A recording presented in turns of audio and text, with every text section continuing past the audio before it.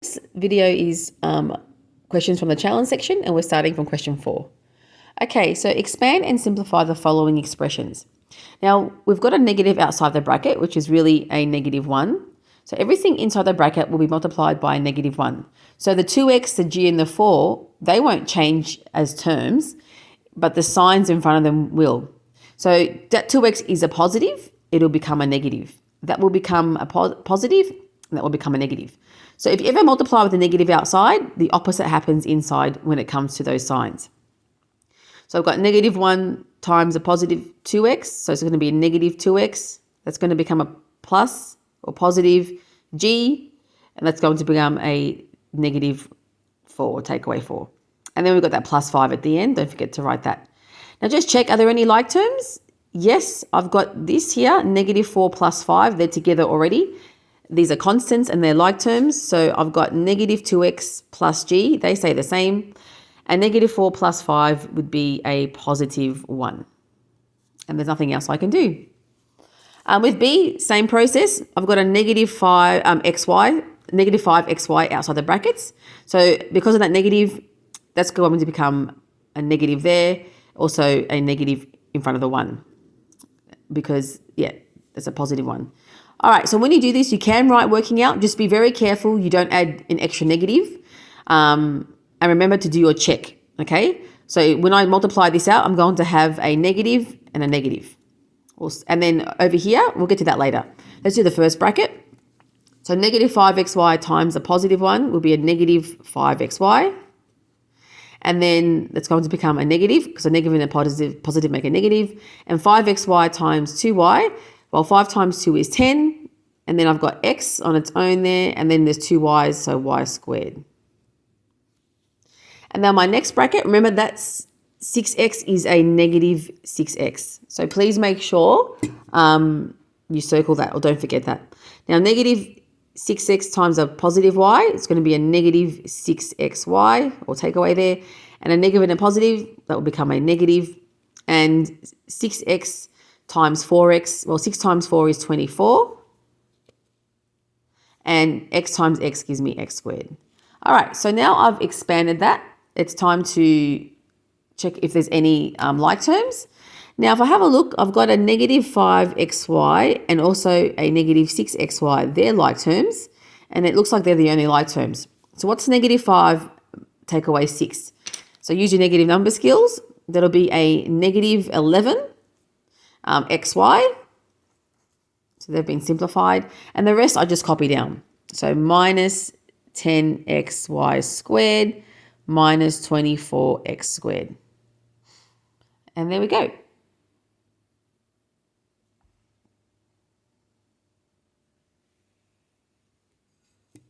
Next one. We've got, now these are what we call binomials. Now we've got two brackets sitting together. There's an invisible multiplication in between them. And to do this, we basically have to, in this bracket here, the x minus 9, everything is multiplied by x, but also by a +9. And the usual approach is you can use arrows. So x times, that's a -9. So always circle to your left. And that +9 will be 9 times x and 9 times -9. So everything is this in this bracket is multiplied with everything in that bracket. They sort of take turns. So we end up with x times x is x squared. And then x times a -9 is -9x. A +9 times x is a +9x. And a +9 times a -9 is a -81. And now these ones are called difference of perfect squares, because everything's the same, x9, except one's a positive and one's a negative. So what happens is we end up with this. This is going to cancel out and become 0. -9 plus 9x becomes 0. So we're left with this, x squared minus 81. Okay, and that's your final answer. And if you wanted to challenge yourself further, go through those booklets that you got at school, that you received, and it explains the difference of perfect squares a bit better. All right, with D, now we've got a -2 out there, so we're going to leave that last. So I'm going to put these extra brackets to say I'm going to expand my brackets first and then multiply everything by -2. So let's do the same thing as we did before. So -2 just sits outside, okay? And now x times x and x times a negative 1 and a positive 5 times 2x and a positive 5 times negative 1. All right, so x times x is x squared.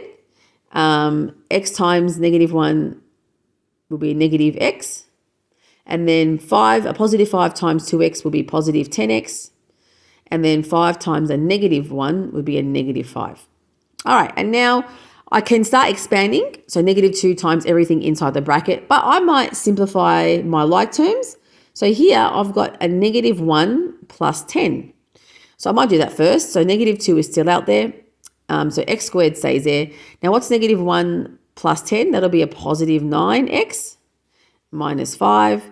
And lastly, now expand this and we should be done.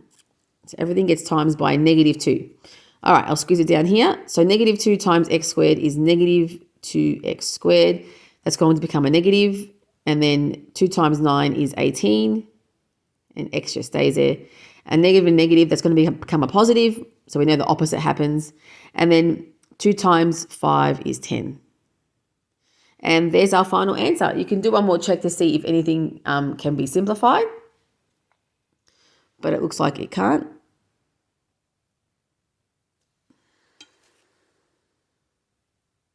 All right, next one.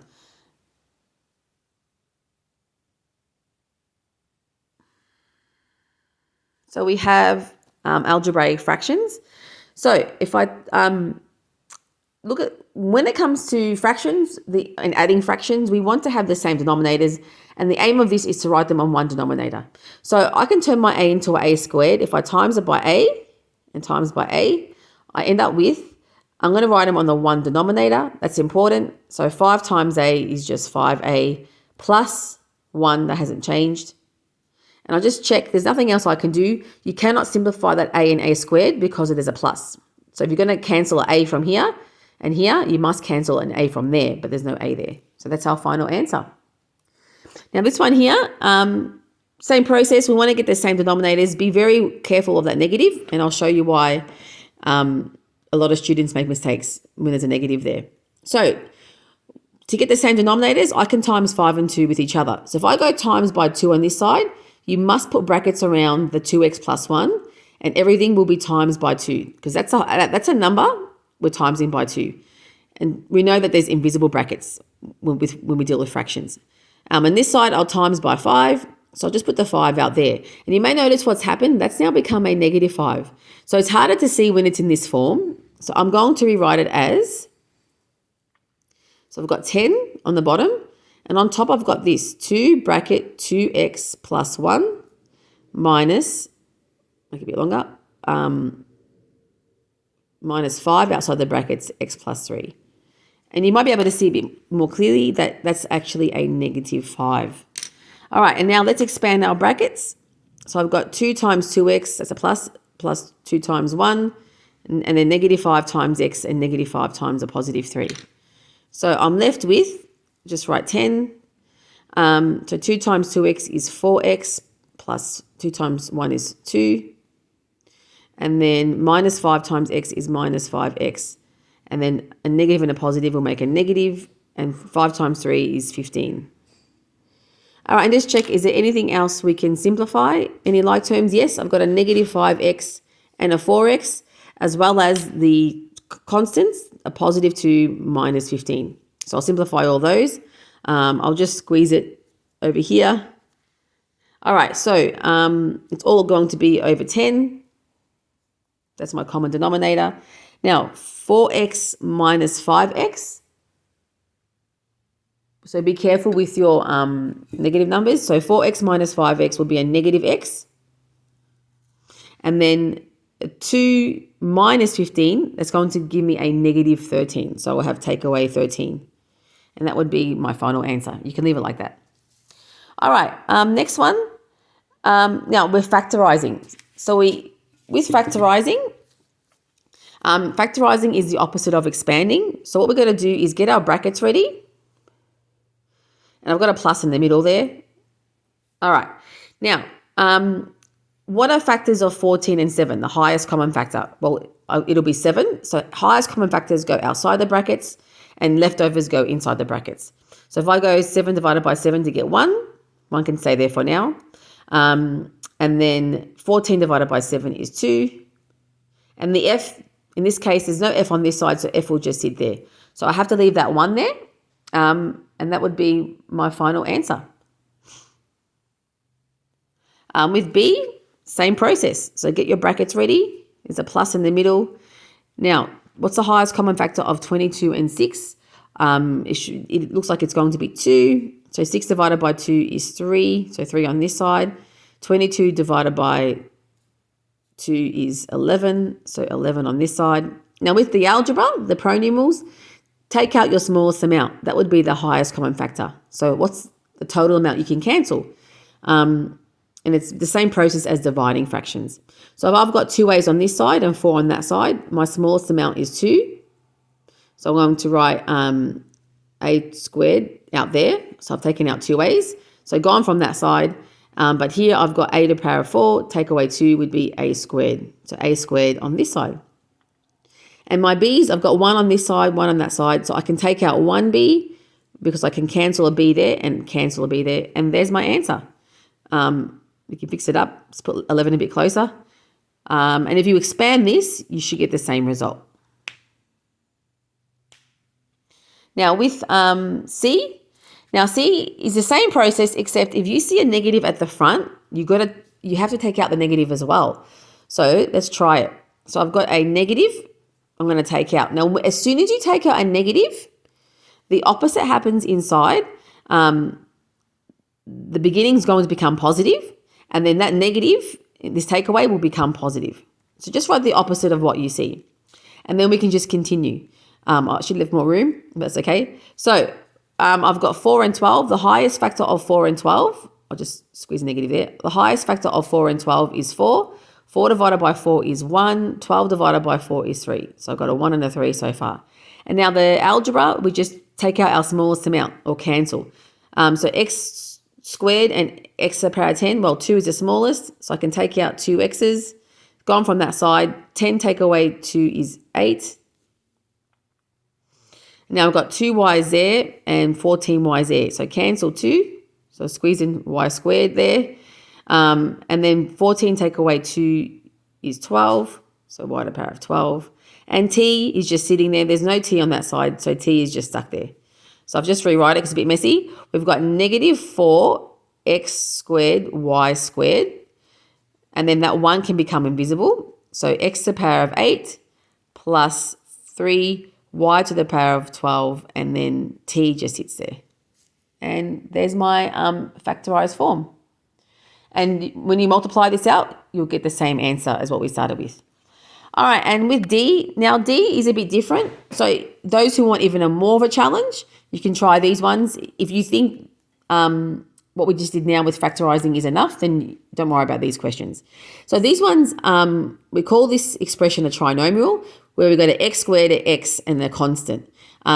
With these ones, when we factorize them, we end up with 2 brackets sitting together.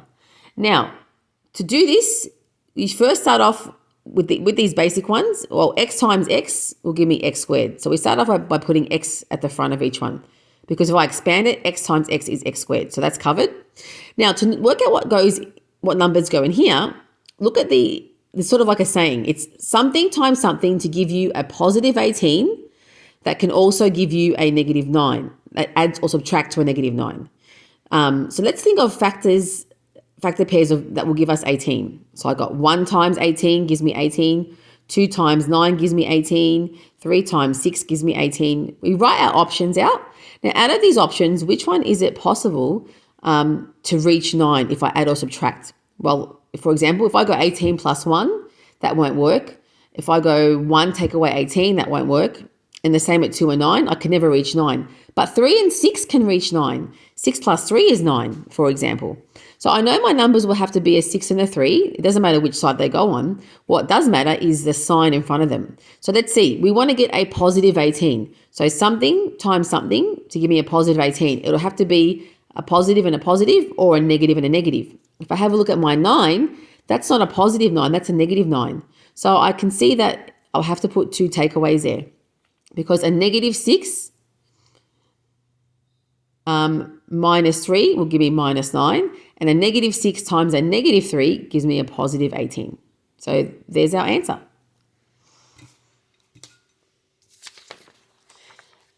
All right. Now with the last few questions, here we've got substitution. Now, we're substituting a negative value. So whenever you substitute a negative value, make sure you put brackets, like you substitute with brackets. So what I mean is I'm going to have this. Instead of y, I've got minus 2 squared minus 2. So just make sure you got this negative in brackets and there's two negatives sitting together here. Now, the reason this is so important, if you didn't have brackets, then that negative wouldn't be included. So two negatives here make a positive, and 2 squared is 4. So we end up with positive 4 there. And these two negatives are sitting together, they become positive. So we end up with 4 plus 2, and 4 plus 2 is just 6. Over here, we're substituting a fraction. Now, if I just sub it in as it is, so I replace a with a quarter, I end up with something like this. Quarter over 8. And that kind of looks a bit funny. But we know that this just means division. So we're going to end up with, I'll just squeeze it over here, 1 quarter divided by 8. That makes more sense. That's what it's saying. 1 quarter divided by 8. It looks better that way. And we can turn division into times. If 8 is over 1, I just flip those two. So I've got 1 quarter times, if I flip it, I've got 1/8. So 8 is now on the bottom. And now my final answer would be 1 times 1 is 1. 4 times 8 is 32. And there's nothing else I can do. Over here, I've got so more complex equations that we are solving. Now with this one, I can see I've got a fraction, but I can see that if I go minus 2 and times 10, I can easily solve it that way. There's a negative I have to consider as well, but we'll keep that in mind for later. All right, so let's first get rid of this plus 2. So I'll minus 2 on this side and minus 2 on that side. So I'm left with, so the negative is still there, minus 3. The minus just sits there. It could be on top or bottom. So 3 bracket x plus 4 over 10 equals minus 2 minus 1 is minus 3. All right, and now I'm going to, my next step is that 10. So times 10 on both sides. So I'll cancel from there.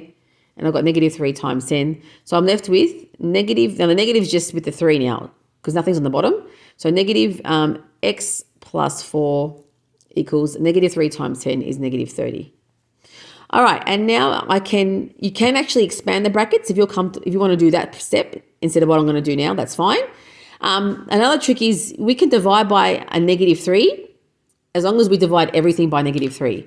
So on this side, I'm going to divide by negative 3 and they cancel. And I must divide this side by negative 3. So there's only 2 terms, one on each side. So I'm left with x plus 4 equals a negative make a positive.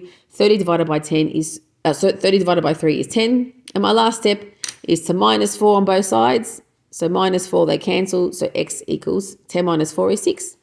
So for a, x equals 6.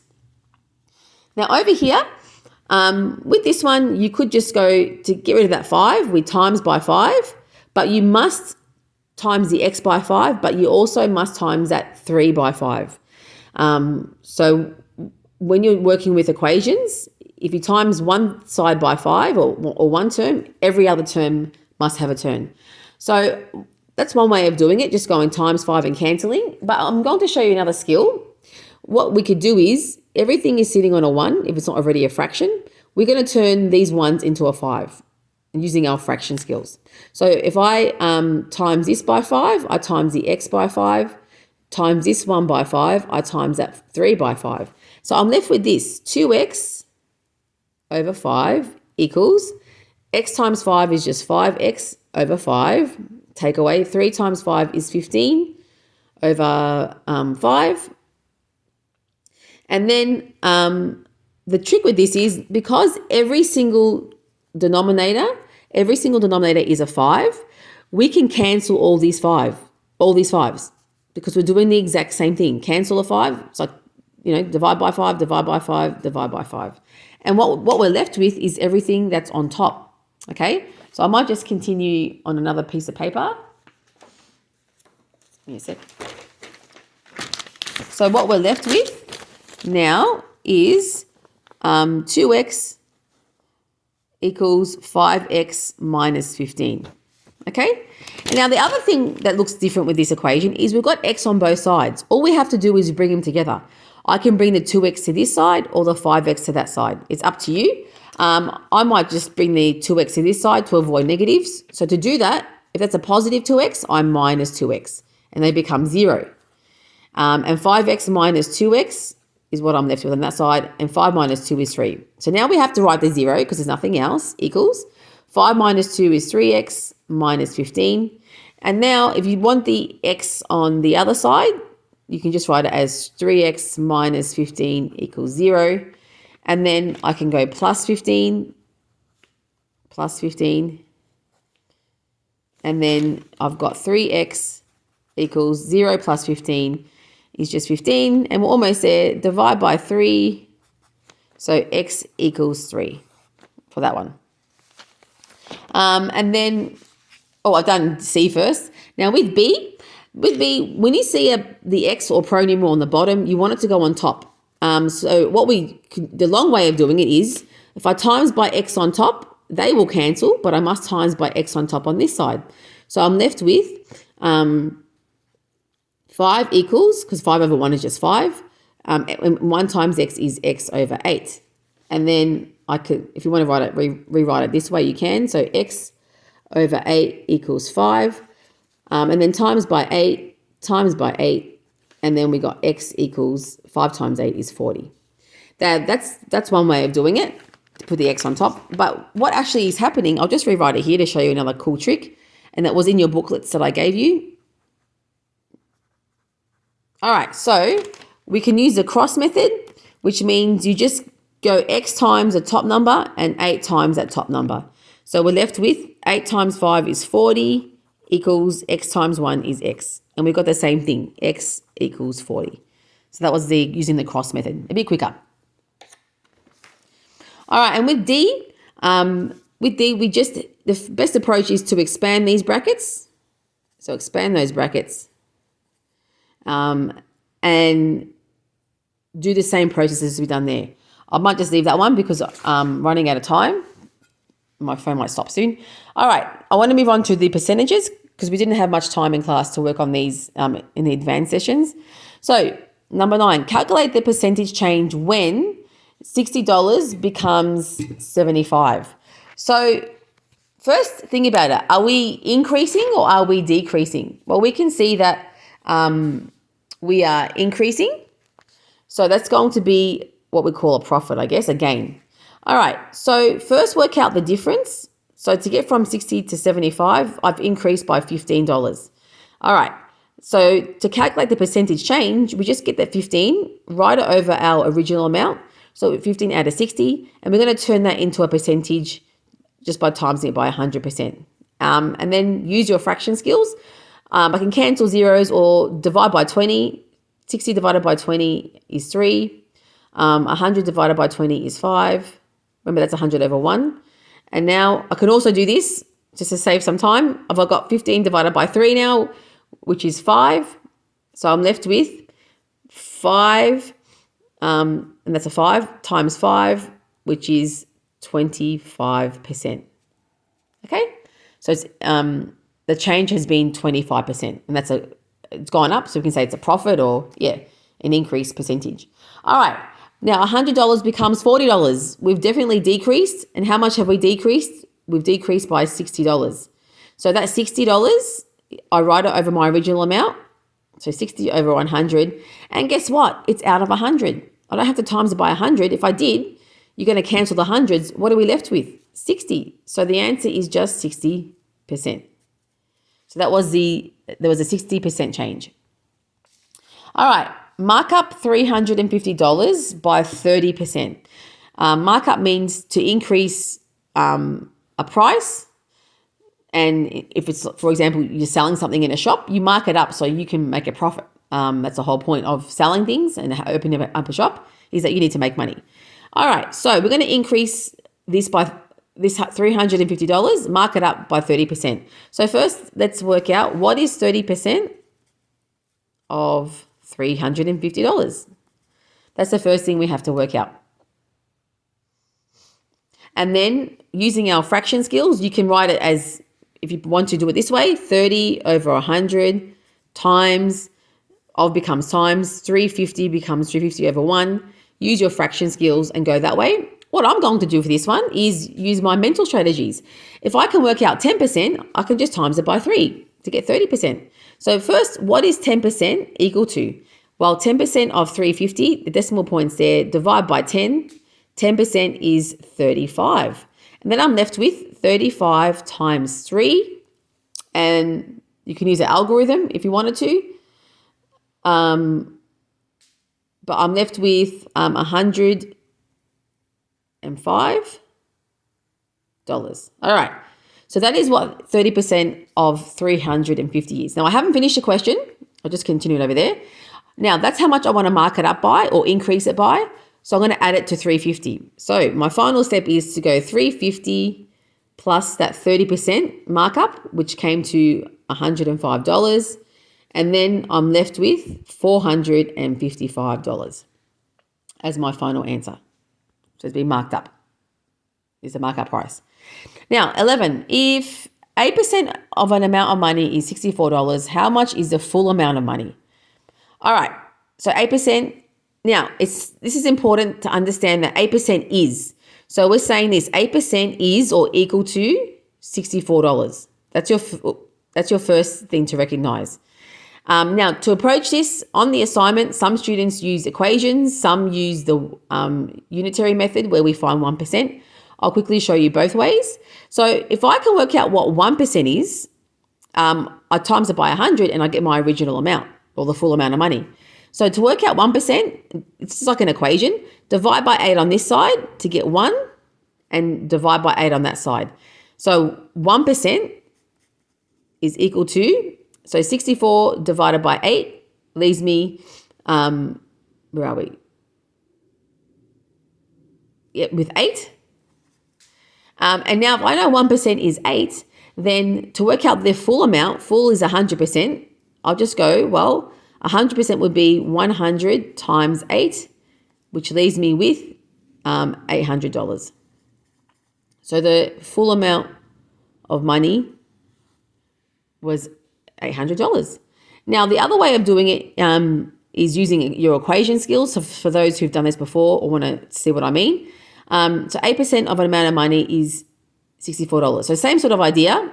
So I'm going to have 8% of a full amount of money. I don't know what that amount of money is. I can use M. 8% of M or 8 times M, because of becomes times, is equal to is $64. Okay. 8%. And 8%, you can write it out of 100. Sorry. So it's 8%, 8 out of 100. And then you can solve that equation and you should still get $800. But if that's confusing, just divide by 8 to get 1% and then times it by 100. All right. And the last one, a pair of shoes has been discounted by 20%. If the sale price was $120, what was the original price of the shoes? Now, be very careful here. It was discounted by 20%. So don't write 20% is $120, which a lot of people do. What's the sale price? What percentage did you spend on that? So if the sale price was $120, that means we spent 80%, okay, of the original amount. So 80% is the sale price is $120, if that makes sense. So a pair of shoes has been discounted by 20%. And if the sale price was $120, so we're paying 80%. So 80% is that. And then you follow the same process as before. You can write it as an equation. So 80 over 100, the full price we can say is, X, is equal to, what are we up to? Yep, is equal to 120. Okay. And then we solve the equation to work out what it is. Otherwise, we can do the 1% method. So I'm going to divide by 80 to find 1%. So 1% is equal to, I can cancel my zeros, and I've got 12 divided by 8. Now I can use an algorithm if it helps. So 12 divided by 8, so 12 in there and 8 out there. Get a 0 ready because I'll have a remainder. And 8 into 12 can go once, remainder 4. 8 into 40 can go exactly 5 times. I've got now 1% is 1.5. I'm going to leave it as a decimal because I'm working with money, and all I've got to do now is times that by 100 to get the full amount, the 100%. So 100% will be, remember 100% is the original or full amount. So what's 1.5 times 100? 1.5 times 100 leaves me with, so $150. So the original price, okay? Now don't stress too much if some of this is still a little bit confusing, but just have a go and do your best. Thank you.